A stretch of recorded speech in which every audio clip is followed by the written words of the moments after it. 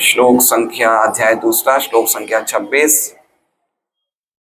अथ चैनम नित्य जातम नित्यम वा मन्यसे मृतम तथापि तम महाबाहो नैनम शोचितुमर्हसि। अथ यदि फिर भी च भी एनम इस आत्मा को नित्य जातम उत्पन्न होने वाला नित्यम सदैव के लिए व अथवा मन्य से तुम ऐसा सोचते हो मृतम मृत तथापि फिर भी तुम महाबाहो हे शूरवीर न कभी नहीं एनम आत्मा के विषय में सोचे तुम शोक करने के लिए अर्हसी योग्य नहीं हो योग्य हो। अनुवाद। किंतु यदि तुम ये सोचते हो कि आत्मा अथवा जीवन का लक्षण सदा जन्म लेता है और है तथा सदा मरता है, तो भी हे महाबाहु तुम्हारे शोक करने का कोई कारण नहीं है। ओम अज्ञानतिमिरान्धस्य ज्ञानाञ्जनशलाकया चक्षुरुन्मीलितं येन तस्मै श्रीगुरुवे नमः। श्रीचैतन्यमनोभीष्टं स्थापितं येन भूतले स्वयं रूप कदा मह्यं ददाति स्वपदान्तिकम्। वन्देऽहं श्रीगुरो श्रीयुतपदकमलं श्रीगुरुं वैष्णवांश्च श्रीरूपं साग्रजातं सहगणरघुनाथान्वितं तं सजीवं साद्वैतं सावधूतं परिजनसहितं कृष्णचैतन्यदेवं श्रीराधा कृष्णपादान् सहगणललिता श्रीविशाखान्वितांश्च।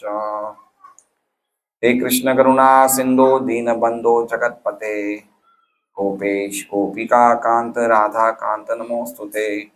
तप्त कांचन गौरांगी राधे वृंदावनेश्वरी वृषभानुसुते देवी प्रणमामि हरिप्रिये।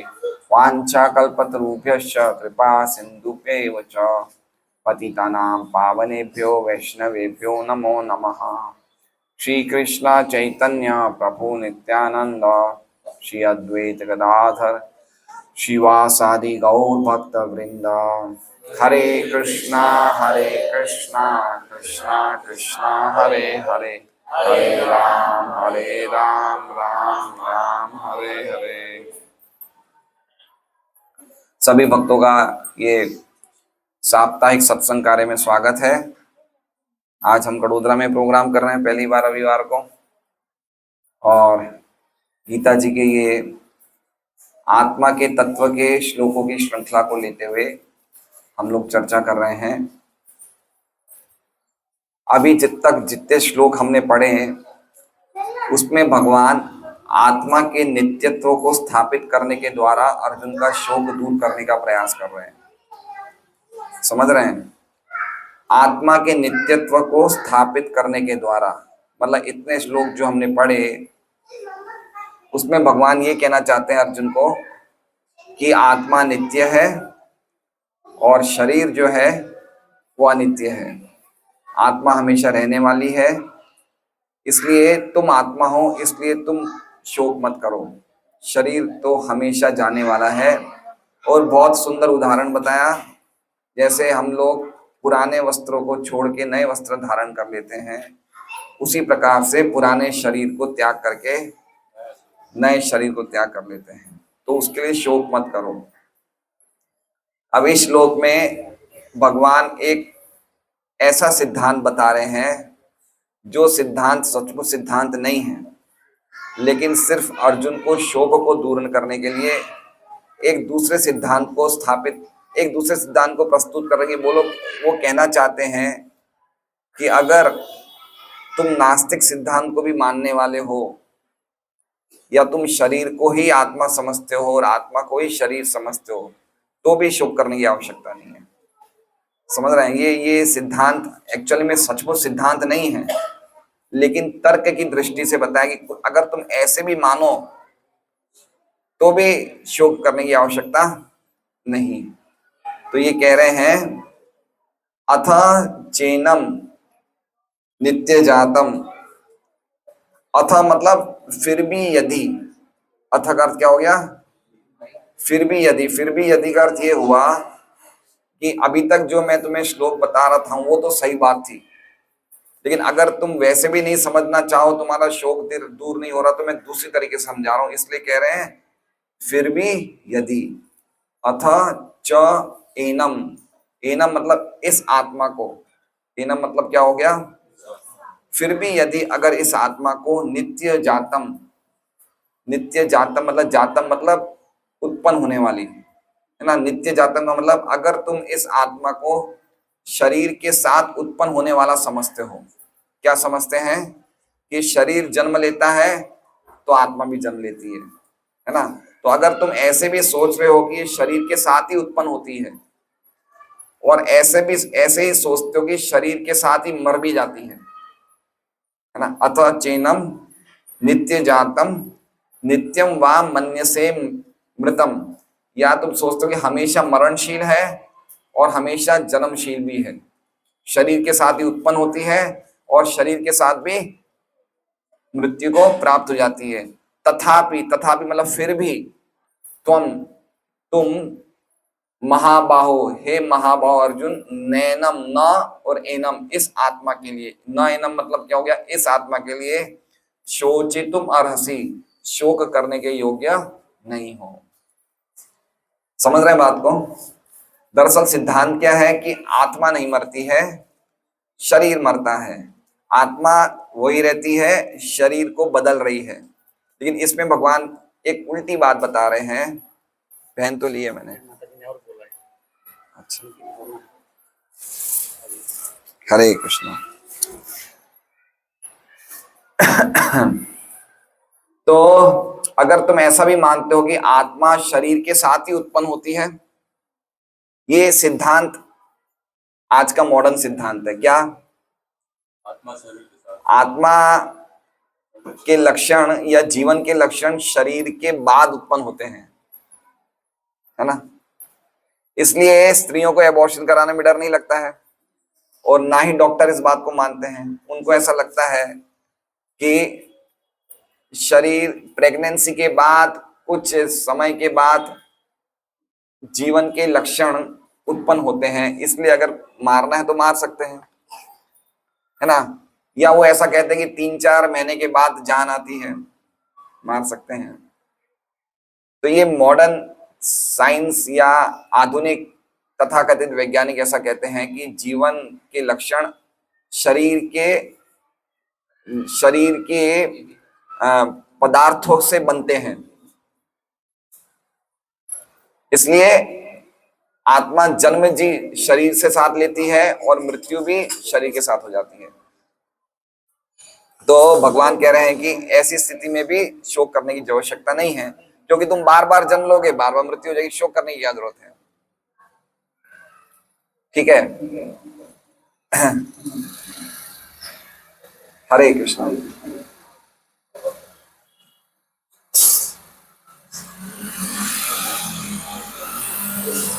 हरे कृष्ण। तो कहने का मतलब है कि अगर तुम शरीर मानो, अपने आप को ही आत्मा समझो, शरीर एक ही चीज है, तो भी शोक करने की आवश्यकता नहीं है। और यद्यपि तुम शरीर को आत्मा से अलग मान रहे हो, जो कि सच बात है, तो भी शोक करने की आवश्यकता नहीं है। तो सही सिद्धांत क्या है? सही सिद्धांत क्या है? हम आत्मा हैं या हम शरीर हैं, है ना। या फिर आत्मा और शरीर एक ही है ना। हम लोग आत्मा हैं, हम शरीर से अलग हैं। लेकिन हम काम तो ऐसे ही करते कि हम ही शरीर और आत्मा एक ही है ना। हमारे कार्य तो ऐसे हैं कि हम अपने आप को ही शरीर समझते हैं, यद्यपि हम शरीर नहीं है। क्यों? क्योंकि अभी हम लोगों को लग रहा है कि 7 बजे हमें स्वादिष्ट प्रसादम मिलेगा, है ना। तो हम क्या समझ रहे हैं? अपने आप को शरीर समझ रहे हैं, है ना। यद्यपि थियोरिटिकली हम इस बात को मानते हैं कि हम ये शरीर नहीं है, हम आत्मा हैं, लेकिन फिर भी हमारी शरीर के साथ पहचान इतनी ज्यादा गहन है, इतनी गहरी है कि हम बार बार इस बात को मान लेते हैं। इसलिए गीता जी के श्लोक पढ़ने के लिए बहुत बड़ी आवश्यकता है, बार बार ये समझने के लिए कि हम शरीर नहीं है, हम आत्मा है, हम शरीर से अलग हैं। तो भगवान कह रहे हैं कि फिर भी शोक करने की कोई आवश्यकता नहीं है। तात्पर्य हम पढ़ते हैं, सदा से दार्शनिकों का ऐसा एक वर्ग चला आ रहा है जो बौद्धों के समान ये नहीं मानता कि शरीर के परे भी आत्मा का स्वतंत्र अस्तित्व है। ऐसा प्रतीत होता है कि जब भगवान कृष्ण ने गीता जी का उपदेश दिया था तो ऐसे दार्शनिक विद्यमान थे और लोकायतिक तथा वैभाषिक नाम से जाने जाते थे। ऐसे दार्शनिकों का मत है कि जीवन के लक्षण भौतिक संयोग की एक परिपक्व अवस्था में ही घटित होते हैं। समझ रहे हैं? शरीर किससे बनता है? भूमि, जल, अग्नि, वायु, आकाश। तो ये दार्शनिक हैं जिनका नाम है लोकायतिक एवं वैभाषिक। ये दार्शनिक भगवान के टाइम भी थे, जो नास्तिक सिद्धांत को मानते थे। इनका कहने का मतलब क्या है कि शरीर जिन जिन ये पंच महाभूतों से बना है, उनका संयोग जब शरीर में होता है तो उससे जीवन उत्पन्न हो जाता है। तो ये बात सही है गलत है ना? चेतना चेतना कभी भी शरीर से जन्म नहीं लेती है। चेतना समझ रहे हैं? चेतना किसे बोलते हैं? देखिए, चेतना किसे बोलते हैं? कॉन्शियसनेस। जैसे मेरे हाथ में कुछ, जैसे कोई मारता है तो मुझे दर्द होता है, मैं हिल रहा हूं, डुल रहा हूं, ये क्या हो रहा है? ये क्या है? अंदर क्या है? चेतना है। तो चेतना का जन्म शरीर के जन्म से नहीं होता है, और ना ही चेतना की मृत्यु शरीर की मृत्यु से होती है। शरीर का जन्म चेतना से होता है, लेकिन चेतना का जन्म शरीर से नहीं होता है। चेतना का जन्म कैसे होता है? लीला कमल प्रभु, चेतना का जन्म कैसे होता है? मनुष्य प्रभु, चेतना का जन्म कैसे होता है?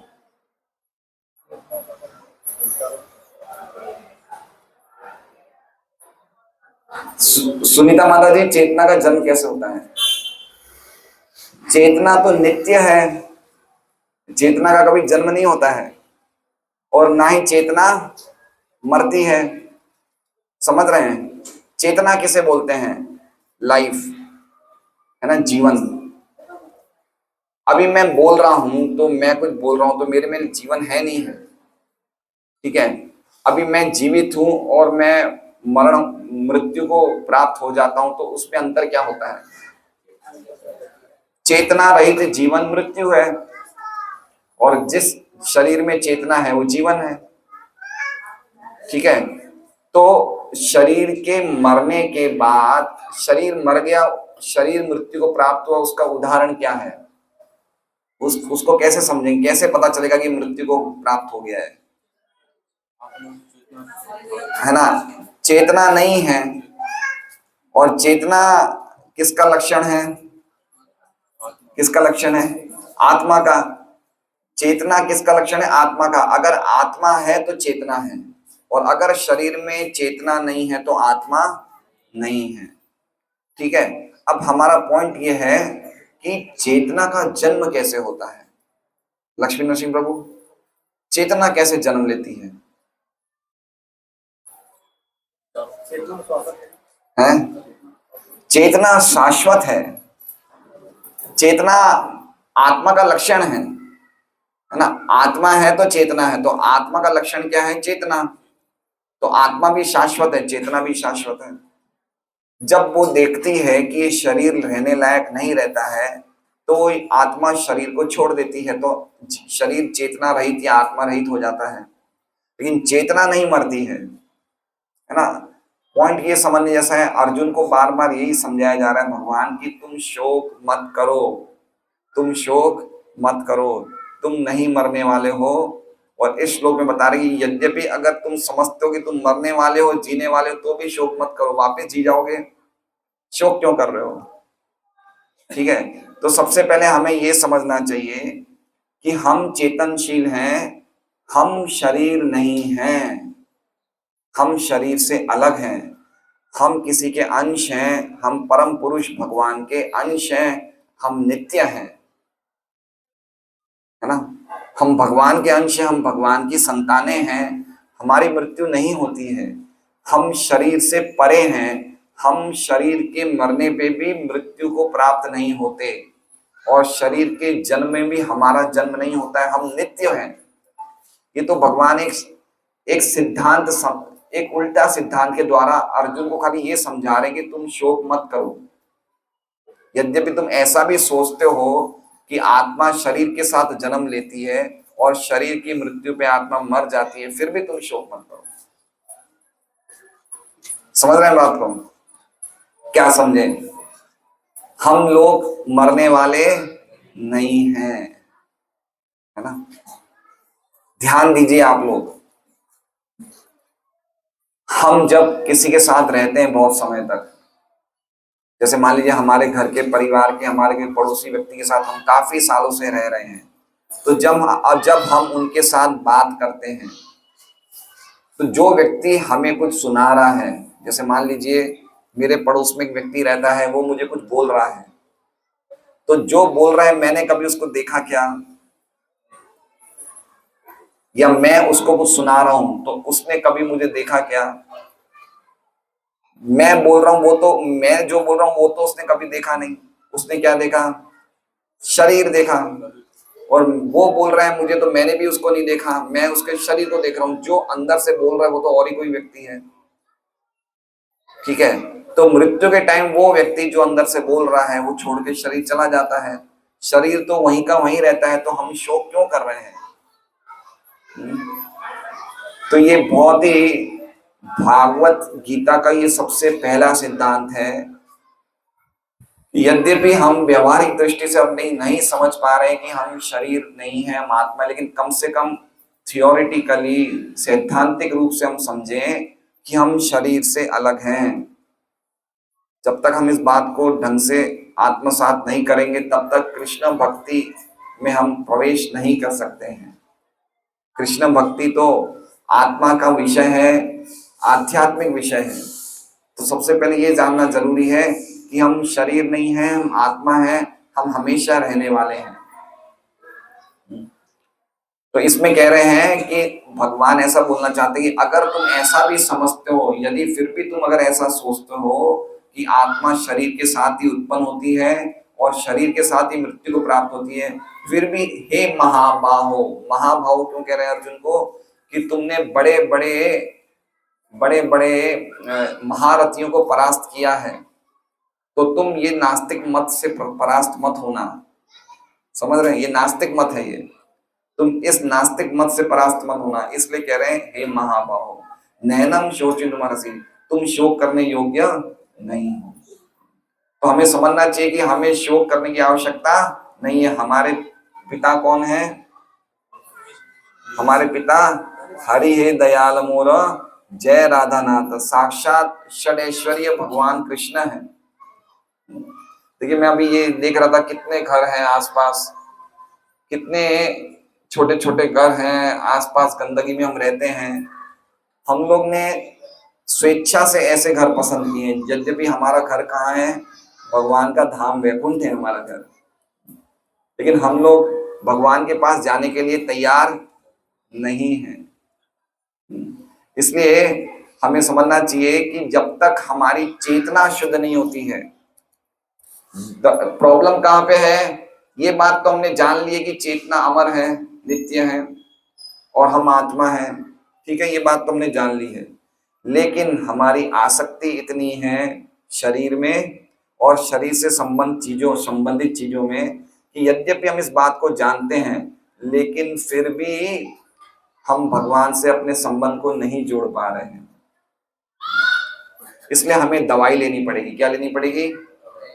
दवाई। हम रोगी हैं। हम कौन है? रोगी हैं। और रोगी को क्या चाहिए? दवाई चाहिए।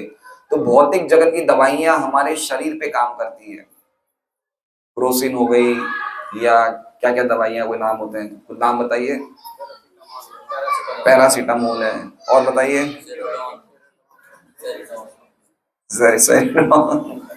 तो ये दवाइयां किस पे काम करती है? ये हमारे शरीर पे, हमारी इम्यूनिटी सिस्टम पे काम करती है। लेकिन एक और दवाई है, क्या है वो दवाई? हरे कृष्णा कृष्णा कृष्णा हरे हरे, हरे राम राम राम हरे हरे। ये दवाई किस पे काम करती है? ये चेतना पे काम करती है। समझ रहे? सीधा चेतना पे वार करती है, ये शरीर पे वार नहीं करती है। दूसरी दवाइयां शरीर को सही करती है, ये किसको सही करती है? चेतना को। प्रॉब्लम चेतना में है। अभी हमारी चेतना क्या है? भौतिक चेतना है। और हमें चेतना क्या करना है? कृष्ण चेतना बनाना है, कृष्ण भावना बनाना है। कैसे होगी? ये दवाई के द्वारा। तो ये क्या है? ये भव औषधि है। क्या है ये? एक बहुत सुंदर श्लोक है भागवतम का, निवृत्त तर्षेर उपगीयमानान् भवशचात् क्षोत्र मनोविरामात् क उत्तम श्लोक गुणानुवादात् पुमान विरजित विना पशुनाथ। निवृत्त तर्षेर उपगीयमानात्, ये भगवान का नाम क्या है? किन लोगों के लिए है? निवृत्त तर्षेर। निवृत्त तर्षेर, तर्षेर मतलब तृष्णा, तृष्णा मतलब विषय कामनाएं, भौतिक इच्छाएं, जो उससे निवृत्त हो गए। भगवान का नाम कौन ले सकते हैं? जो भौतिक इच्छाओं से निवृत्त हो गए, रिटायर हो गए। निवृत्त तर्षेर उपगीयमानान् भवौषधाच। और भवौषधि किसके लिए है? जो अभी तक भौतिक जगत से निवृत्त नहीं हुए। जैसे अभी हरिंदर जी हैं, बच्चों की शादी हो गई क्या? अभी इनकी इच्छा है बच्चों की शादी भी हो जाए, कुछ अच्छा घर भी बन जाए, है ना, कुछ कामकाज अच्छा हो जाए। तो इनके हृदय में इच्छाएं है नहीं है। कौन ऐसा व्यक्ति जिसके हृदय में इच्छाएं हैं? भौतिक इच्छाएं किसके हृदय में? यहाँ पे बताइए। आज हम आप सब लोगों का ऑपरेशन करेंगे, लेट जाइए, ऑपरेशन थिएटर। किन किन के हृदय में इच्छाएं? तो हम लोग क्या निवृत्त तर्षेर हैं? नहीं, अभी हम तृष्णाओं से निवृत्त नहीं हैं। तो ये जो दवाई है महामंत्र की, ये दो व्यक्तियों पे काम करती है।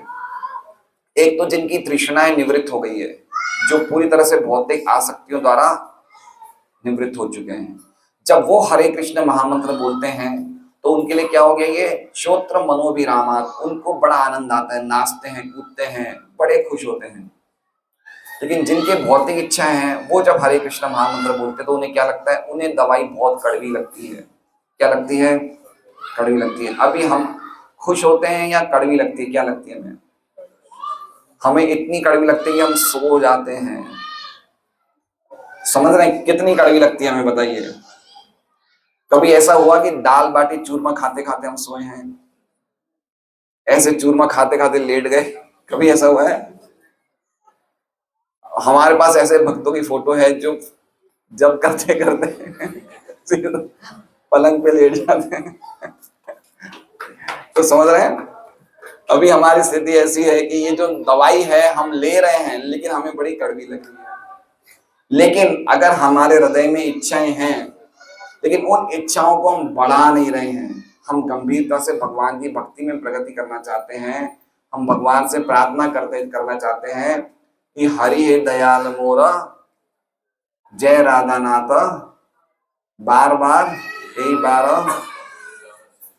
लो निज साथ, कि अब मैं बहुत परेशान हो चुका हूं, अब मैं आपके पास आना चाहता हूं। बहु योनि भ्रमी नाथ है, मैं बहुत बहुत शरीर बदल रहा हूं, बहुत बहुत जगह भ्रमण कर रहा हूं मैं। तो हमें समझना चाहिए कि जगत में सब लोग परेशान हैं, लेकिन हम लोग सोच रहे हैं कि हम हमेशा जीने वाले हैं और हमेशा सुखी होने वाले हैं। इसलिए चाणक्य पंडित बोलते हैं, स्मरण नित्यम अनित्यत्वम। हमेशा याद रखो कि जगत क्या है? ये अनित्य है, ये ज्यादा समय हम रहने वाले नहीं है। उससे पहले पहले हमें अपनी चेतना को शुद्ध करना है। हम जानते हैं कि हम मरने वाले हैं, लेकिन हम काम ऐसे कर रहे हैं कि हमें लग रहा है हम कभी नहीं मरेंगे। लेकिन एक बार खाली देखिए कि आज हम सब जीवित हैं। खाली सोचिए कि कल मेरी मृत्यु हो जाती है और मुझे अंत्येष्टि क्रिया में जलाया जा रहा है, तो मैंने जो कुछ भी शरीर से संबंधित किया वो मेरे क्या काम आएगा? थोड़ा सोच के देखिए। क्या काम आएगा? कुछ भी काम नहीं आएगा, है ना। तो हम ऐसी चीजों के लिए काम कर रहे हैं जो मृत्यु के बाद वापस हमें जन्म दिलवाएगी, और हमें ऐसा कार्य करना चाहिए कि मृत्यु के बाद वापस जन्म ना हो। इसके बाद वाले श्लोक में भगवान कहते हैं, जातस्य ही ध्रुवो मृत्युम ध्रुवम जन्म मृतस्य च। मृत्यु इतनी डरावनी नहीं है जितनी डरावनी मृत्यु के बाद वापस जन्म है। तो अगर हमें अपने को वास्तव में गंभीर बनना है तो ऐसे कार्य करें कि मृत्यु के बाद वापस जन्म नहीं हो। इसलिए हमें अपनी चेतना को शुद्ध करना है। और चेतना कैसे शुद्ध हो सकती है? गीता जी में भगवान स्पष्ट कह रहे हैं, जन्म कर्म च मे दिव्यम एवं यो वेत्ति तत्वतः त्यक्त्वा देहम पुनर्जन्म नेति मामेति सोऽर्जुन। कि मेरे जन्म और मेरे कर्म दिव्य है, जो इसको तत्व से जान जाता है वो वापस पुनर्जन्म को प्राप्त नहीं होता है, वो मेरे पास आता है। तो हमें क्या करना चाहिए? आप लोग सब माताएं हैं, है ना। हम लोगों को क्या करना चाहिए जीवन में? हमें दो काम करने हैं, घर को भी चलाना है। अगर हम पति को यही बोले कि हम तो आत्मा है, हम शरीर नहीं, तो पति क्या करेगा? पति बोलेगा, जय राम माता जी, आप जाइए अपने घर। तो हमें क्या करना है? हमें घर को भी चलाना है, लेकिन साथ साथ में इस सत्य को भी हमें स्वीकार करना है कि हम शरीर नहीं है, हम आत्मा है। हमारा असली असली संबंध हमारा किनसे है? भगवान से है। ममैवांशो जीव लोके जीव भूत सनातन। भगवान कह रहे हैं गीता जी में कि मैं ही सबका सनातन स्वामी हूँ, सबका सनातन पति हूँ, पिता हूँ, सब मेरे सनातन अंश हैं। तो हमारे अंश कौन है? भगवान। हमारे पिता कौन है? भगवान है। तो हमारा सनातन संबंध भगवान से है। हम कभी मृत्यु को प्राप्त नहीं होते हैं, हम हमेशा रहते हैं, लेकिन बार बार बार बार बार जन्म हो रहा है, मृत्यु हो रही है। कोई व्यक्ति यहाँ पे बैठा है, माताएं या प्रभु जी जो बैठे हैं, कोई एक जना बता देगी हम बड़े सुखी हैं, हमारे सामने पानी है, हम यहाँ पे तैरते हैं, हमें बड़ा अच्छा लगता है, स्विमिंग करते हैं, हमें जीवन में सुखी सुख है। कौन बताइए? बताइए।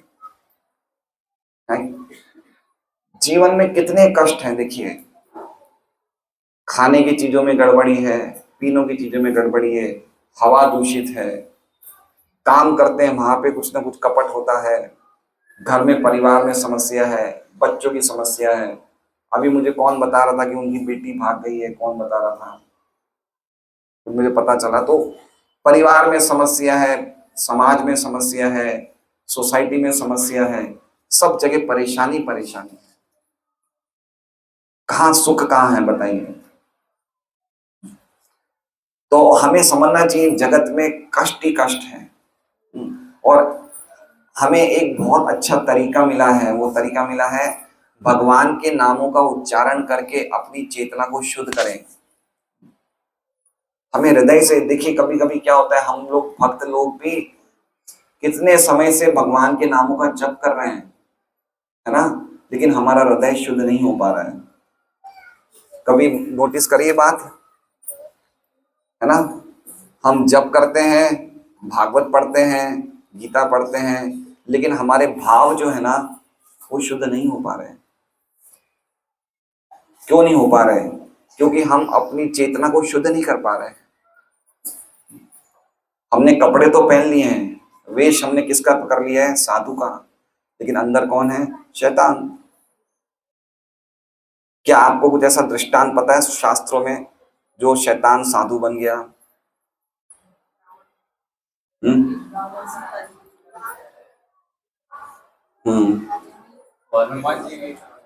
हैं? जिसने जिसने कपड़े तो पहने भक्त के, लेकिन हृदय में वो शैतान था।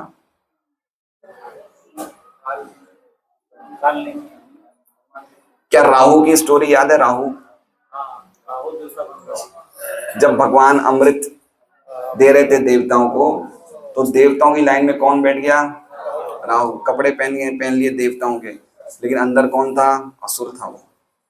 तो हमने क्या पहन लिया है? तिलक लगा दिया है, धोती पहन ली है, कुर्ते पहन लिए, माता जी प्रभु जी सब कुछ करते हैं, लेकिन अंदर हमारा स्वभाव बदला, वही स्वभाव चला आ रहा है। क्यों? क्योंकि हम नाम ले रहे हैं, लेकिन नाम चेतना पे असर नहीं कर रहा है। नाम किस पे असर कर रहा है?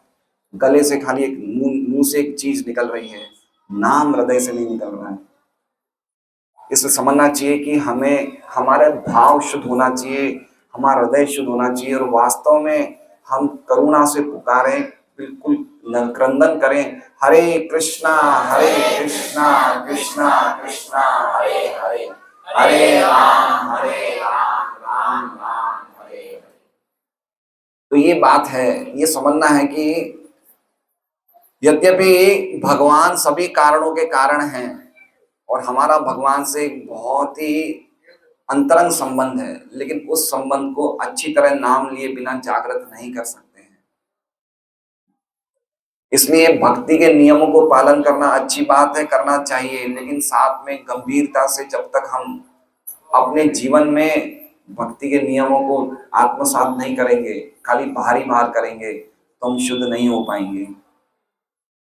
इसलिए सबसे जरूरी है कि हम नियमित रूप से भगवान की भक्ति में ये 16 माला का जप, कितने भक्त लोग 16 माला करते हैं, कितने नहीं करते हैं? तो मेरा निवेदन है आप लोग से, ये बहुत जरूरी विषय है। हम लोग भगवान को भूल चुके हैं, हम लोग इतने ज्यादा परेशान हैं, कष्ट में हैं, लेकिन हम उससे कुछ रास्ता निकालना नहीं चाहते कि कैसे हमारा कल्याण है।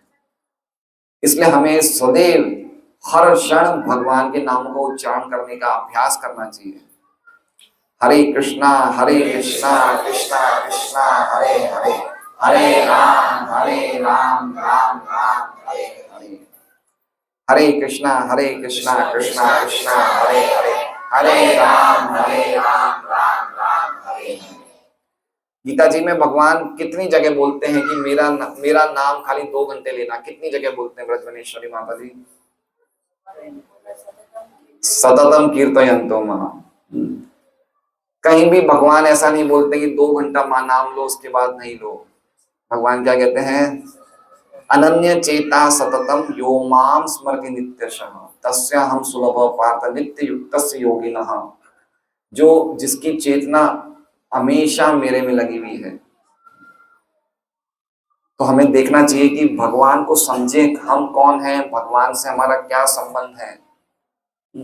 हर जगह भगवान को देखने का प्रयास करना चाहिए, भगवान की सेवा में गंभीरता से लगना चाहिए। एटलीस्ट कम से कम हम लोग सब लोग कहीं ना कहीं व्यापार कर रहे हैं, नौकरी कर रहे हैं, तो एक नियम बनाए कि भाई इतना समय हमें भगवान की भक्ति में लगाना है। 4 घंटा, 2 घंटा, 3 घंटा, 4-5 घंटा, कुछ ना कुछ समय हमें देना चाहिए भगवान को, बहुत जरूरी है। ये तो मृत्यु के टाइम पे हमें भगवान का स्मरण नहीं होगा। गीता जी में भगवान क्या कहते हैं?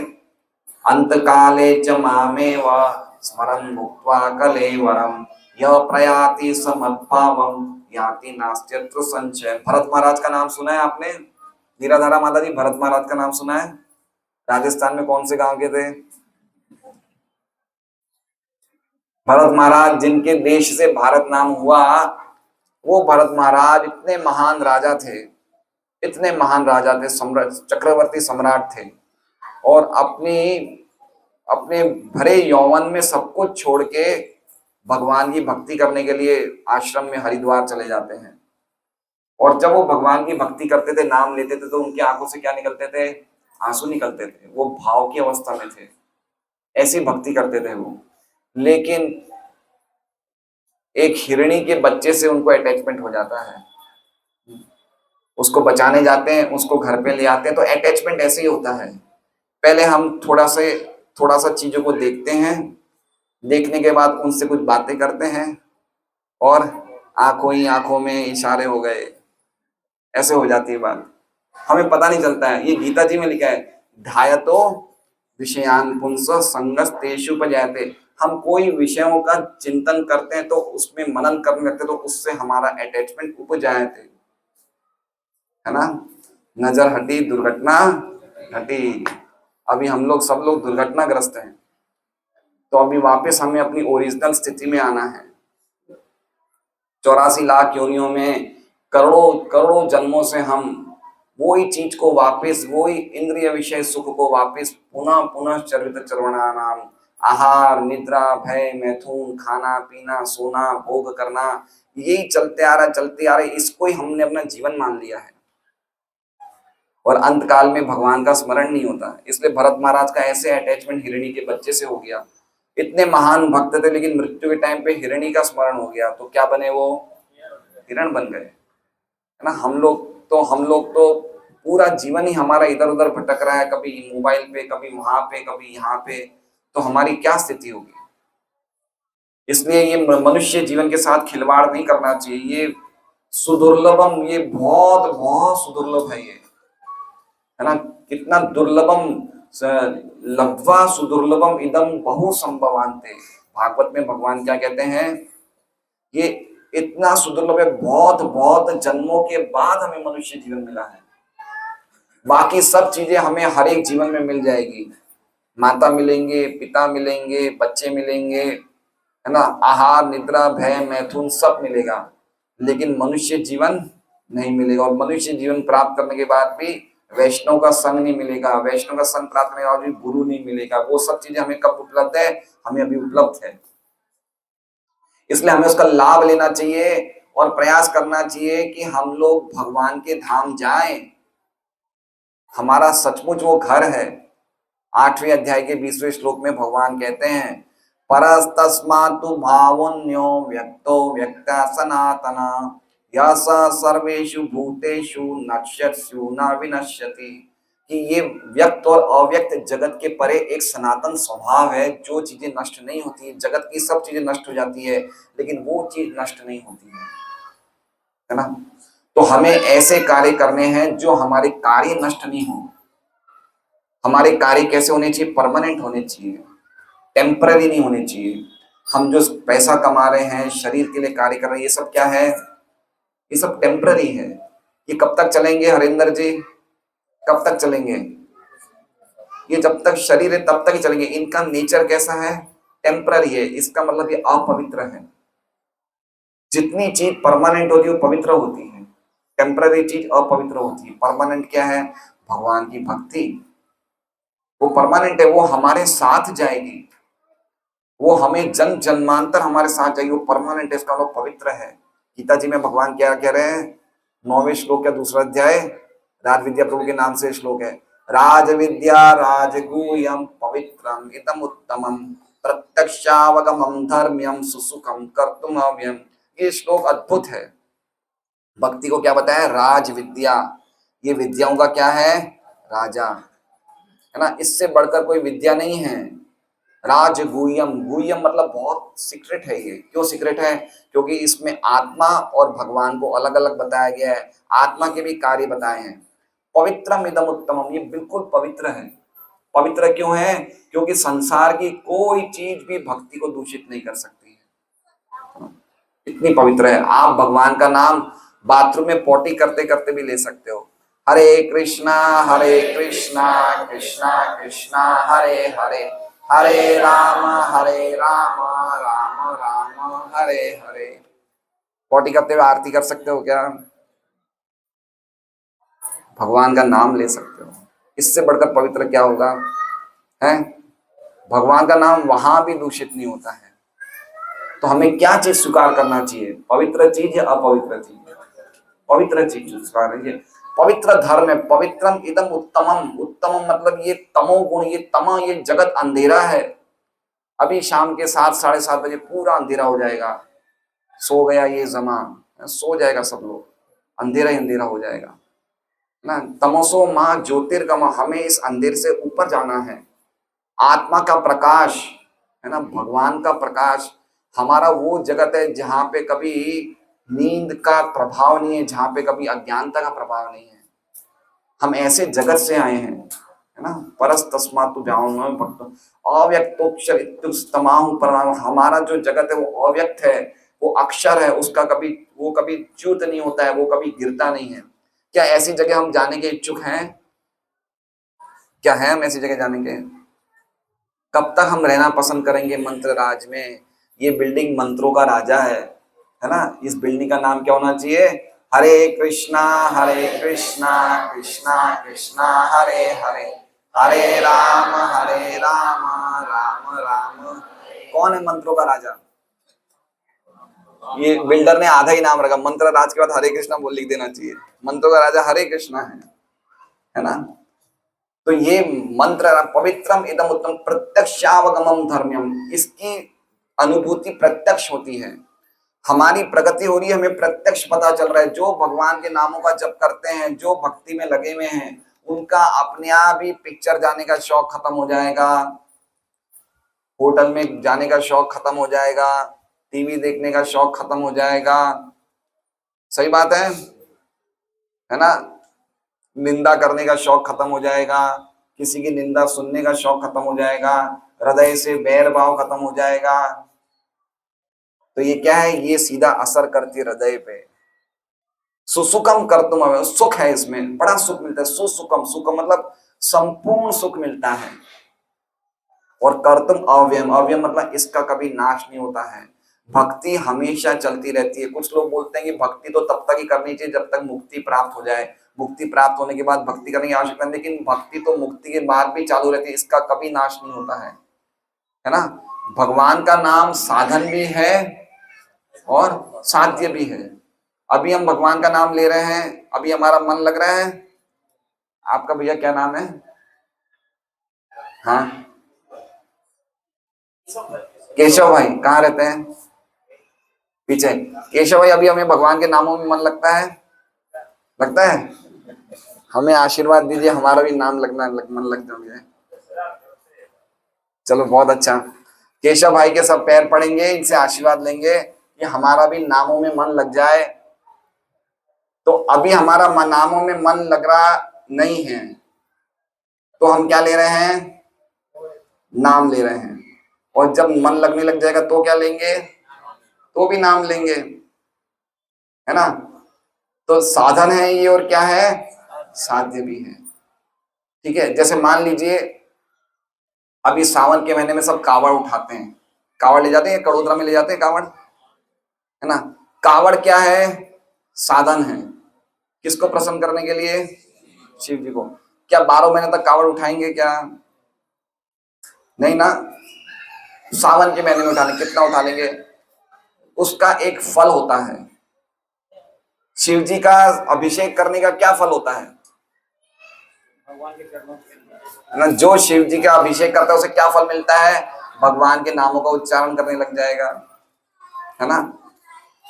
तो जो भगवान का नाम ले रहा है वो सबसे ऊंचे धर्म का पालन कर रहा है। इससे बढ़कर कोई धर्म नहीं है। जिसने भगवान का नाम लिया, इसका मतलब उसने पिछले जीवन में कावड़ भी उठा लिया था, शिव जी का अभिषेक भी कर लिया था, सब जगह जाके आ गया था, तो ही वो भगवान का नाम ले पा रहा है। इसलिए क्या कह रहे हैं ये? प्रत्यक्षावगम धर्म्यम सुसुखम कर्तुम अव्ययम, इससे बढ़कर कोई धर्म नहीं है। भगवान के नाम से लेने के से बढ़कर कोई दूसरा धर्म नहीं है। इसलिए हमें कितनी बड़ी दवाई मिली है, तो अब क्या हमारा फर्ज नहीं बनता कि इस दवाई को गंभीरता से लें, है ना। कितनी गंभीरता से लेना चाहिए। बिल्कुल शुद्ध हृदय से पुकारें, हरे कृष्णा कृष्णा कृष्णा हरे हरे, हरे राम राम राम हरे।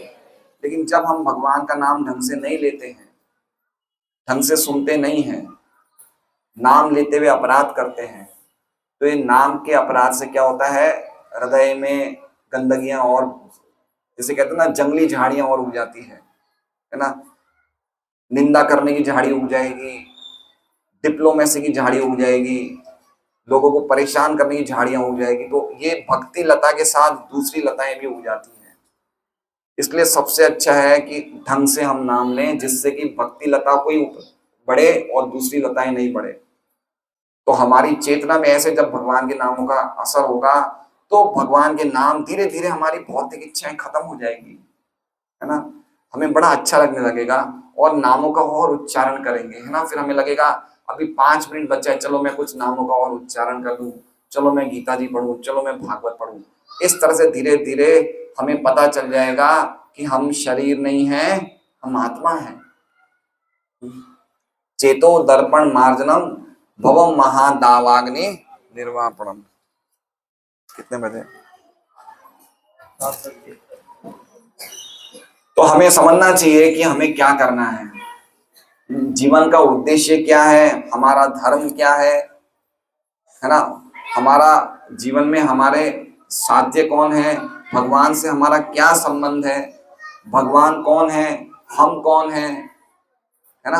हम भगवान से अलग नहीं हैं, हम भगवान है क्या केशव भाई? हम भगवान हैं। कौन है हम? भगवान के अंश हैं।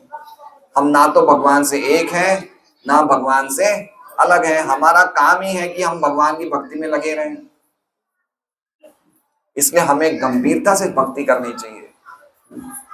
गंभीरता से मतलब इतनी गंभीरता से कि हम भगवान के एक क्षण भी हमें समय मिले, हम एक क्षण भी भगवान के स्मरण के बिना नहीं बिताएं। ये प्रैक्टिस होनी चाहिए, ये प्रैक्टिस होनी चाहिए। तो कहीं जाके हमारे हृदय में भगवान के लिए भक्ति में उत्साह आएगा। हमारी भक्ति 2 घंटे की नहीं होनी चाहिए, हमारी भक्ति होनी चाहिए 24 घंटे की भक्ति होनी चाहिए। सोते हुए खाते हुए प्रहलाद महाराज की भक्ति देखी कैसी थी, है ना। महाभागवत प्रहलाद महाराज हर जगह भगवान को देखते थे, है ना। क्या ये लेवल पे हम आ सकते हैं? क्या लेवल पे आ सकते हैं हम? आ सकते हैं, है ना, आ सकते हैं। नहीं आ सकते ऐसा नहीं है, आ सकते हैं। प्रहलाद महाराज हमें नहीं बनना, लेकिन उनके पद का अनुसरण तो कर सकते हैं। तो हमें प्रयास करना चाहिए। हमें हमें ये बता रहे हैं कि बाकी सब चीजों में प्रयास लगता है, पिक्चर जाने में प्रयास लगता नहीं लगता है हरिंदर जी? पिक्चर जाने में प्रयास लगता है, ठीक है। यहाँ से अभी आप वेसू जाओगे, प्रयास करना पड़ेगा नहीं करना पड़ेगा? गाड़ी चलानी पड़ेगी, ड्राइवर होगा, पेट्रोल डलवाना पड़ेगा, प्रयास करना पड़ेगा नहीं करना पड़ेगा? होटल में अभी संडे को जाओगे, लाइन में खड़े रहोगे, प्रयास करना पड़ेगा नहीं करेगा? हर चीज में भौतिक जगत में प्रयास लगता है, लेकिन भगवान हरि की भक्ति में प्रयास, भगवान हरि कहाँ है? हमारे हृदय में है। भगवान की भक्ति में कोई प्रयास नहीं है, बाकी दुनिया के सब कामों में प्रयास है। तो हमें कौन सा काम करना चाहिए जो बिना प्रयास के मिल जाते हैं? हरि सर्वत्र सर्वदा, सब जगह भगवान है। सब जगह बैठ के, कहीं भी बैठ जाए, यहाँ बैठ जाए, कहीं बैठ जाए, भगवान के नामों को उच्चारण करें। हरे कृष्णा कृष्णा कृष्णा हरे हरे, हरे राम राम राम हरे हरे। माताएं, जो आत्माएं स्त्री शरीर में, उनको तो बड़ा आनंद है ना। रसोई में आप रसोई बनाइए, स्वादिष्ट भोजन बनाइए, भगवान को भोग लगाइए, कितना आनंद है ना। और पुरुष शरीर में जो है वो भगवान के सुबह सुबह उठ के, देखिए पुरुष और स्त्री का संबंध कैसा होना चाहिए, कैसा होना चाहिए? पुरुष भगवान की भक्ति करे, भगवान के शुद्ध भक्त बने पुरुष, और स्त्रियां क्या करें? पुरुषों की सेवा करें। ये सचमुच आदर्श जीवन है ना। अभी उल्टा हो गया, अभी स्त्रियां के मन में भगवान की भक्ति की बहुत इच्छा है, लेकिन पुरुष इधर उधर भाग रहे हैं। काम करना है, धंधा करना है, पैसा कमाना है ना। स्त्रियां भोजन बनाए, पुरुष भोग लगाए। ये आदर्श घर परिवार है। ऐसे ऐसे पति और पत्नी का जीवन होना चाहिए। भगवान को कृष्णेर संसार करी छाड़ी अनाचार, कृष्ण को अपना संसार बनाओ, कृष्ण को अपना जीवन बनाओ, और अनाचार दुराचार को छोड़ दो। ये पति पत्नी का असली संबंध है। तो ऐसा संबंध रखना चाहिए, तो गृहस्थ जीवन भी सुखी हो जाएगा। गृहस्थ जीवन में कितना, प्रहलाद महाराज कहते हैं गृहम अंधकूपम, ये गृहस्थ जीवन बड़ा खतरनाक है। वो इसलिए क्योंकि हम भगवान की भक्ति नहीं कर रहे हैं। लेकिन हम चाहें तो पति पत्नी घर में रह के खूब भक्ति करें, खूब अच्छा जीवन जिए, और शरीर छोड़ने के बाद भगवान के धाम जाएं। तो ये जीवन का उद्देश्य है। हरे कृष्णा कृष्णा कृष्णा हरे हरे, हरे राम राम राम हरे हरे। तो ये तात्पर्य हम पूरा पढ़ लेते हैं। ऐसे दार्शनिकों का मत है कि जीवन के लक्षण भौतिक संयोग की एक परिपक्व अवस्था में ही घटित होते हैं। आधुनिक भौतिक विज्ञानी तथा भौतिकतावादी दार्शनिक भी ऐसा ही सोचते हैं। उनके अनुसार शरीर भौतिक तत्वों का संयोग है और एक ऐसी अवस्था ऐसी आती है जब भौतिक तथा रासायनिक तत्वों के संयोग से जीवन के लक्षण विकसित होते। समझ रहे हैं? उनका कहने का तात्पर्य कि शरीर के केमिकल्स जब आपस में एक दूसरे से मिलते हैं तो जीवन उत्पन्न हो जाता है।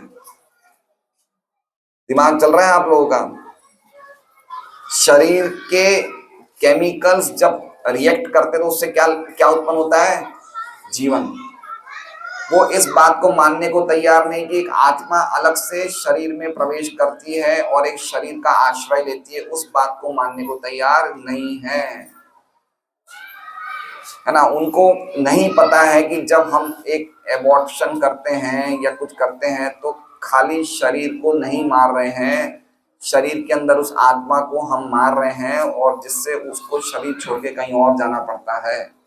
वो उसे खाली एक टिश्यू का क्लियरेंस मान रहे हैं कि ये तो हमने खाली एक पेट साफ कर दिया। उनको पता ही नहीं कि आत्मा नाम की अलग चीज शरीर पेट में होती है। उनको लगता है ये तो शरीर के संयोग से बनी है, वापस बन जाएगी। लेकिन क्या अभी तक हमें प्रभुपाद बोलते हैं कि हमें अगर पूरे जीवन में जितने भी केमिकल्स हमें चाहिए सब दे दे तो उससे क्या जीवन उत्पन्न हो सकता है? क्या नहीं हो सकता है। जीवन जीवन से आता है। परम जीवन कौन है? भगवान। जीवनम सर्वभूतेषु, परम जीवन भगवान है और उन्हीं जीवन से हम जीवन आ रहे हैं, हम तत्व से नहीं आ रहे हैं, है ना। आत्मा का रूप होता है या शरीर का रूप होता है? पूजा माता जी, आत्मा का भी रूप होता है। हाँ, आत्मा का रूप है तो ही शरीर का रूप है। इसलिए जब शरीर से आत्मा चली जाती है तो आत्मा का शरीर का रूप खत्म हो जाता है। तो रूप किसका है? आत्मा का। तो ये पॉइंट समझना चाहिए कि जीवन क्या है? आत्मा जीवन है। हमारा सौंदर्य क्यों लग रहा है? क्यों हमारा सौंदर्य लगता है? चेहरा क्यों चमक रहा है? क्योंकि आत्मा है अंदर, है ना। तो हमें समझना चाहिए कि आत्मा ही सौंदर्य है। और आत्मा क्या सुंदर है? क्योंकि भगवान का अंश है आत्मा। तो परम सुंदर कौन है? भगवान परम सुंदर है। तो इस बात को ये सब वैज्ञानिक रूप से हमारे आचार्य प्रस्तुत करते हैं ग्रंथों में। इनको समझना बहुत जरूरी है कि जीवन कोई शरीर के पदार्थों से जीवन नहीं बनता है। इसलिए जीवन को, चेतना को कोई भी शरीर के सुख सुखी नहीं कर सकते। चाहे हम करोड़पति अरबपति भी हो जाएंगे, चाहे हम बहुत बड़ी से बड़ी गाड़ी में भी घूमेंगे, तो भी आत्मा को सुख मिलने वाला नहीं है। हम कभी सुखी नहीं हो सकते क्योंकि दो चीजें अलग ही है, कंप्लीटली डिफरेंट है। जीवन है, एक जड़ है। जड़ से जीवन को कभी, हम कौन है? हम जीवन है। और शरीर क्या है? जड़ है। तो शरीर के जड़ के सुख से आत्मा को कभी सुख नहीं मिलने वाला। हरे कृष्णा कृष्णा कृष्णा हरे हरे, हरे राम राम राम। तो ये पॉइंट समझने जैसा है।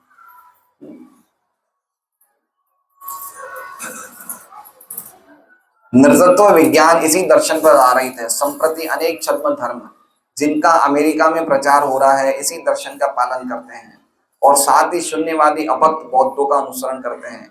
यदि अर्जुन को आत्मा के अस्तित्व में विश्वास नहीं था, जैसा कि वैभाषिक दर्शन में होता है, तो भी उसके शोक करने का कोई कारण न था। कोई भी मानव थोड़े से रसायनों की क्षति के लिए शोक नहीं करता तथा अपना कर्तव्य पालन नहीं त्याग देता। तो पॉइंट ये कह रहे हैं कि जीवन और मृत्यु से भी बढ़कर क्या है? कर्तव्यों का पालन, धर्म का पालन। क्या इंपॉर्टेंट है क्षत्रियों के लिए? क्या क्षत्रियों के लिए सबसे इंपॉर्टेंट क्या है? शरीर नहीं रहे लेकिन धर्म का पालन होना चाहिए। ये हायर प्रिंसिपल है। अपने आप को बचाना ये भी एक सिद्धांत है, लेकिन इससे बढ़कर सिद्धांत ये कि अगर आपको शरीर की भी आहुति देना पड़े धर्म के लिए तो दे देनी चाहिए।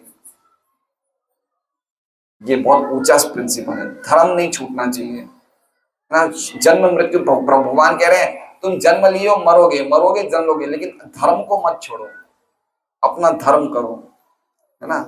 कर्तव्य, क्षत्रिय का क्या धर्म है? इस जगत, इस देश में कितने क्षत्रिय हैं? ये देश में कितने क्षत्रिय हैं? 2 लाख। कितने क्षत्रिय हैं इस देश में? क्षत्रियों का क्या कार्य? धर्म की रक्षा करना, अपने प्राणों की आहुति देके। इस देश में कितने क्षत्रिय हैं? कोई क्षत्रिय नहीं है। कैसी बातें कर रहे हैं आप लोग?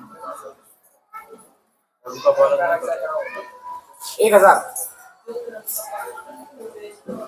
एक भी क्षत्रिय इस देश में, अगर एक भी क्षत्रिय होता तो गाय नहीं कटती। समझ रहे हैं? क्षत्रिय धर्म के लिए कुछ भी कर सकते हैं। गायों को तो कल ही खाली मार रहा था, जान से नहीं मार रहा था, खाली पैर पे प्रहार कर रहा था, उस पे परीक्षित महाराज उसको मारने को तैयार हो गए, है ना। तो अब तो गायों की हत्या को प्रमोट किया जा रहा है, तो क्षत्रिय हैं? नहीं है। ये खाली मिलिट्री वाले वेश में है, लेकिन वास्तव में क्षत्रिय नहीं है ये। जैसे प्रभुपाद जी भगवान कह रहे हैं कि कर्तव्य पालन करो, तुम चाहे मर जाओ तो भी कर्तव्य पालन। तुम्हारा कर्तव्य है युद्ध करना, धर्म युद्ध करना, तो तुम जन्म मृत्यु का चिंता मत करो, तुम अपना कर्तव्य करो।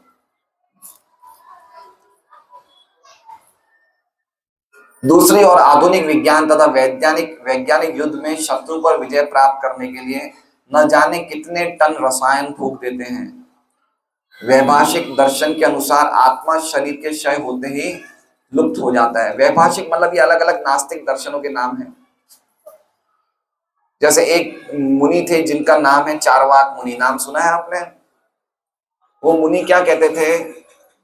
हजारों साल पहले मुनि हुए, वो भी नास्तिक सिद्धांत वाले थे। वो कहते हैं कि भाई आप घी पियो। क्या पियो? क्योंकि घी सबसे इंपॉर्टेंट चीज होती है, ठीक है। आप घी पी के खूब मौज मस्ती करो। तो कोई व्यक्ति कहेगा मैं तो घी पी नहीं सकता हूँ, घी बड़ा महंगा है, 3000 रुपए किलो है। बोले आप खाओ पियो लूटो चोरी करो, लेकिन कैसे ना कैसे घी पियो। तो कोई बोलेगा अगर मैं चोरी करूंगा तो मैं पकड़ा जाऊंगा। बोले फिर भी घी पियो। बोले मुझे अगले जीवन में अच्छी यूं नहीं मिलेगी। बोले किसने अगला जीवन देखा है? खत्म तो सब कुछ खत्म, शरीर खत्म तो सब कुछ खत्म। जैसे इस सिद्धांत क्या है? शरीर खत्म तो आत्मा खत्म। सही बात है। अगर हम ये मानते हैं कि हम ये शरीर हैं और ये शरीर खत्म होने से हम खत्म हो गए, फिर पाप करने से क्यों डरो भाई? कोई सजा तो मिलने वाली है नहीं। सही बात है। क्या सजा मिलेगी अगर हम आत्मा नहीं है? रामतीर्थ जी ध्यान से सुनिए, हम आत्मा नहीं है, ठीक है। ना ही हमारा वापस जन्म होगा, ना ही हम दूसरे शरीर में, फिर पाप करने से क्यों डरे? ले आओ 6 शादी अगर नीलम माता जी के अलावा 6 लेडीज को, क्या डर है आपको? मर गए सब खत्म, घूमो रोज एक औरत के साथ, कोई डर है क्या? बताइए। खाओ भेलपूरी पानी पूरी खूब मस्ती करो, शरीर खत्म सब खत्म, क्या चिंता है? यही तो सिद्धांत है। आज का सिद्धांत क्या है? खाओ पियो मौज करो। कल किसने देखा है?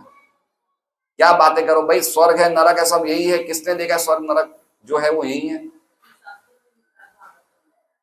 क्या चीज? वो एक अलग बात है। मैं कह रहा हूं कि आज की जो आधुनिक सिद्धांत है वो ये है कि भाई आपने किसको शरीर आत्मा को नहीं देखा है। जो आप हो खाओ पियो मौज करो, ये क्या पाप पुण्य के चक्कर में लगे हो? तो अगर हम अपने आप को शरीर समझते हैं, आत्मा से अलग नहीं मानते और सोचते हैं कि शरीर के खत्म होते ही आत्मा खत्म हो जाती है, तो व्यक्ति धर्म का अधर्म का विचार करेगा क्यों? इसलिए क्या ये कारण नहीं अधर्म बढ़ रहा है? क्यों बढ़ रहा है अधर्म? गलत काम क्यों हो रहे हैं? बच्चे घर से क्यों भाग रहे हैं? क्यों गलत काम हो रहे हैं? क्यों? क्योंकि उनको विचार ही नहीं है कि अगला जीवन होता है। उनको लगता है यही है सब कुछ, जीवन यही है, एक ही लाइफ है, इसको अच्छी तरह जी लो। इसलिए गलत काम हो रहे हैं। अतः प्रत्येक दशा में चाहे अर्जुन इस वैदिक मान्यता को स्वीकार करता है कि अणु आत्मा का अस्तित्व है, या कि वो आत्मा के अस्तित्व को स्वीकार नहीं करता, उसके लिए शोक करने का कोई कारण। देखिए भक्तों को एक बहुत विशेष संदेश है, उनको शोक नहीं करना चाहिए, है ना। शोक करने से हमारे हमारी हमारे हृदय में भक्ति की भावना कमजोर पड़ जाती है, इसलिए शोक नहीं करना चाहिए। शोक करने से हमारा भक्ति का उत्साह डाउन हो जाता है ना। शोक नहीं होना चाहिए। शोक और क्या कहते हैं, ना शोचति ना कांक्षति, है ना। ना तो शोक करना चाहिए ना ही कामना करना चाहिए। दोनों हमारी एनर्जी को ड्रेन कर लेते, खींच लेते हैं। जो भी स्थिति में भगवान ने हमें दिया है, हमें क्या रहना चाहिए? संतुष्ट रहना चाहिए, और संतुष्टता में भक्ति का पोषण होता है। अशांतस्य कुतः सुखम, जहां पे शांति नहीं होगी सुख नहीं होगा, है ना। तो जो भगवान ने दिया है, चाहे हमें दो व्यक्ति रोटी मिल रही है या कम मिल रहा है, जो मिल रहा है क्या मिल रहा है, भगवान की कृपा हो रही है। एक भगवान के भक्त थे जिनका नाम था श्रीधर। क्या नाम था? वासुदेव। नहीं नहीं, जो जिनके वो टूटा हुआ बर्तन था, कौन था, क्या नाम था? श्रीधर खोला बेचा, खोला बेचा श्रीधर। वो क्या करते थे, वो केलों के छिलकों को बेचते थे, केलों के पत्तों को। और केलों को पत्तों से जो बेच के उनको जो इनकम होती थी, आधी इनकम वो गंगा जी की सेवा में लगाते थे और आधी इनकम से घर चलाते थे। तो उनके घर में जो बर्तन थे वो बर्तन लोहे के थे और वो लोहे के बर्तन में भी छेद होते थे। तो भगवान के इतने महान भक्त थे कि इतनी गरीबी में भी वो बड़े संतुष्ट रहते थे और खूब नामों का उच्चारण करते थे, हरे कृष्णा कृष्णा कृष्णा कृष्णा हरे हरे, हरे राम राम राम। देखिए जितने गरीबी में रहेंगे ना उतना टेंशन फ्री रहेंगे। सही बात है, ये बिल्कुल स्पष्ट, ये बिल्कुल ये प्रामाणिक बात है। प्रहलाद महाराज बोलते हैं भागवतम में कि जिस दिन आप सुखी होने का प्रयास करोगे आप दुखी हो जाओगे, सुखी बनने का प्रयास करते ही आप दुख होना शुरू हो जाएगा। तो जैसे हो वैसे खुश हो, है ना। खोला बेचा श्रीधर इतने संतुष्ट थे, इनके पास कुछ नहीं था, लेकिन इतने महान भक्त थे कि चैतन्य महाप्रभु इनके फूटे हुए बर्तन से पानी पीते थे। सुदामा जी को देख लीजिए, क्या था उनके पास, भगवान को देने के लिए उनके पास कुछ भोग भी नहीं था, वो भी पड़ोस से लेते हैं। तो जो स्थिति में हम हैं संतुष्ट रहना चाहिए, जो हमें मिला है भगवान की कृपा है, बस उसी कृपा को मानते हुए भगवान का खूब भजन करना चाहिए, उसमें बड़ा आनंद आएगा। शोक नहीं करना चाहिए। पॉइंट मेरा है कि शोक करना बहुत गड़बड़ है। हमें जो मिल गया उसमें खुश रहना चाहिए, जो है वो भी भगवान की कृपा है, जो नहीं है वो भी भगवान की कृपा है। भक्ति का एक मूलभूत सिद्धांत है कि हर क्षण भगवान की कृपा को स्वीकार करो, ये भक्ति का, शिकायत मत करो। जब हम शिकायत करने लग जाते हैं अपनी समस्याओं के लिए या अपनी स्थिति के लिए, जब हम अपने आप को दुखी समझते तो इसका मतलब हमें भगवान के मैनेजमेंट में कुछ समस्या लगा जा रही है। जैसे मान लीजिए कोई लेडीज ये बोले या कोई जेंट्स ऐसे बोले, बोले भाई साहब ये समस्या है, क्या करें, हमारे जीवन में दुख ही दुख है, तो इसका मतलब अल्टीमेटली भगवान के मैनेजमेंट से उनको कोई ना कोई शिकायत है। सदर्शन प्रभु सही बात है, नहीं है? है ना। तो हर समय प्रयास करना चाहिए, संतुष्ट रहना चाहिए। संतुष्टता से ही भक्ति का पोषण होता है।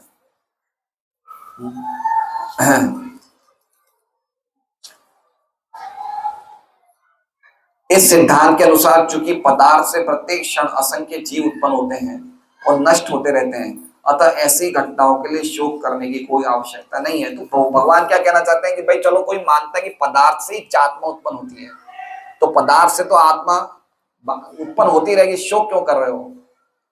पदार्थ तो खोते नहीं है। जैसे पदार्थ समझ रहे, पदार्थ किसे बोलते हैं? ये बिल्डिंग सामने है, खड़ी है, बिल्डिंग का क्या नाम है इसका, सामने बिल्डिंग का? घनश्याम रेसिडेंसी। ये बिल्डिंग किससे बनी है? ईंट सीमेंट रेती, ठीक है। अब मान लीजिए बिल्डिंग को तोड़ दिया, क्या तोड़ दिया, तो ईंट सीमेंट रेती कहाँ गए? वो खो तो नहीं गए ना, वो जमीन पे रह गए, चीजें तो वहां की वही है, नुकसान तो कुछ हुआ ही नहीं है ना। पदार्थ तो वैसे के वैसे ही है, नुकसान क्या चीज का हुआ है? कोई चीज लुप्त हुई क्या, बताइए? सीमेंट के, ईंट के, सबके टुकड़े टुकड़े हो गए, पाउडर हो गया, लेकिन चीजें तो अभी भी बनी हुई है, नहीं है, लॉस तो कुछ नहीं हुआ है। तो उन चीजों से वापस आत्मा उत्पन्न हो जाएगी। अगर लोगों को लगता है कि पदार्थ से ही आत्मा उत्पन्न, से वापस आत्मा उत्पन्न हो जाएगी, तो शोक क्यों कर रहे हो? जीवन वापस उत्पन्न हो जाएगा। ये नास्तिक सिद्धांत बता रहे हैं, पदार्थ से आत्मा उत्पन्न होती है, लेकिन समझाने के लिए भगवान समझा रहे हैं कि शोक मत करो।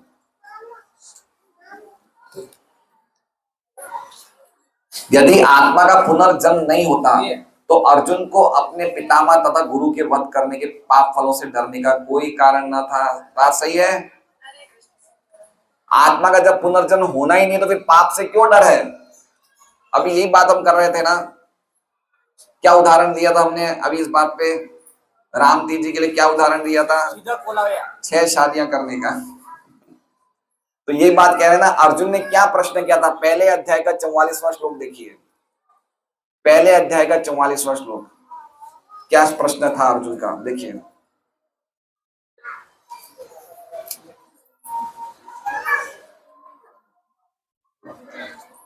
अहो वर्तमान हम प्रति जगत पिता में समझ यद राज्य सुख लोभे न हंतुम स्वयं दिया, कि मुझे बहुत बड़ा पाप लगेगा अगर मैं राज्य के सुख लोभ के लिए अपने स्वजनों को मारूंगा। तो वही चीज भगवान कह रहे हैं कि अगर तुम मर जाओगे, पुनर्जन्म नहीं होगा, तो फिर पाप का कैसा डर? पुनर्जन्म आत्मा का नहीं होता तो फिर पाप का डर लगेगा क्यों? पाप ही नहीं होगा, पाप का कोई फल ही नहीं मिलेगा, तो फिर तुम क्यों शोक कर रहे हो? किंतु साथ ही अर्जुन ने, कृष्ण ने अर्जुन को व्यंग पूर्वक क्या कहा है? महाबाहो। क्या कहा है? महाबाहो क्यों बोला है?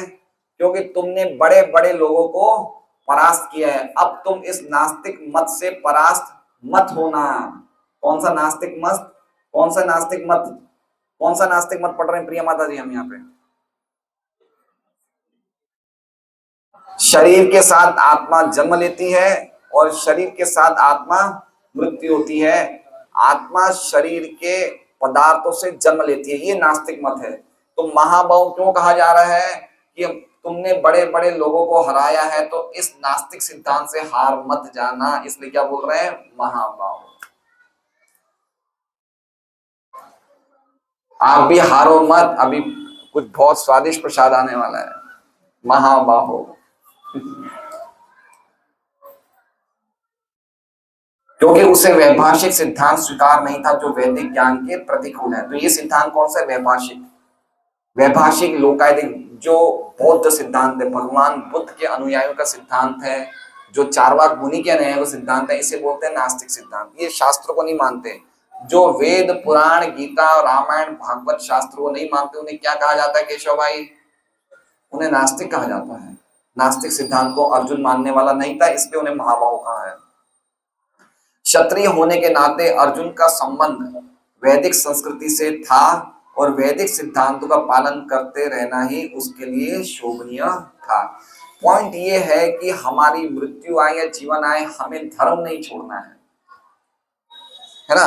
हम लोग सब मरणशील हैं, जो हमारा असली धन है वो क्या है? धर्म करना। धर्म कोई भी सिद्धांत में नहीं छोड़ना चाहिए। और कलयुग क्या है? कलयुग में धर्म क्या है? काली काले धर्म कृष्ण नाम संकीर्तन।